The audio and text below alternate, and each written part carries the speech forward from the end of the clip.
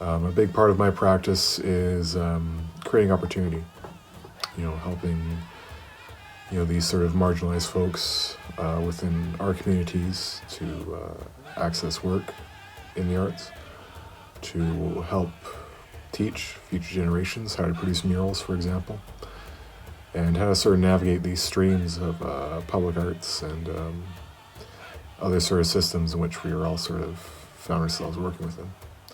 Something that I've really been considering through both of my practices is my position as both the settler and the settled, and how I can harness my privilege in order to represent the people I work with. Working with Indigenous people, I realize that a lot of artists do not feel comfortable voicing their concerns within the institution due to their safety. I am centering care within my practice by being an advocate for Indigenous voices and attempting to create safe spaces for Indigenous people within the institution. There's a call for Indigenous curators and artists to take up these roles, but often the mentorship and the tools aren't put in place in order to ensure our success. I want to ensure that artists I work with are represented in a way that amplifies the voices.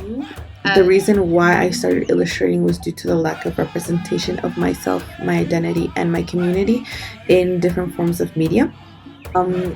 It healed a lot of the pain of not feeling understood by outsiders and people in my community. Illustrating for me was a way to find myself and reinforce my identity. I think my practice is care for others because it's a reminder that we are the embodiment of resistance, and I feel like that is important to see in different forms of media and is extremely important to empower other Indigenous peoples.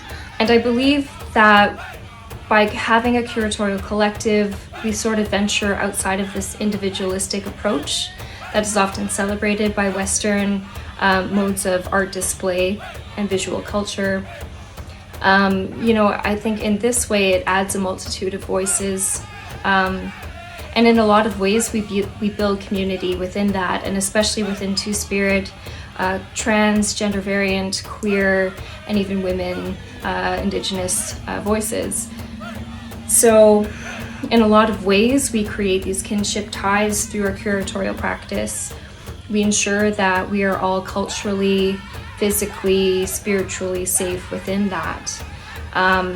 These kinship ties are intrinsic for Indigenous folks, especially when we're dealing with visual culture and displaying them to the general public. So we do need to ensure that we have that kind of support, while acknowledging that we haven't always had these kind of communities and this kind of safety without the people who've come before us. So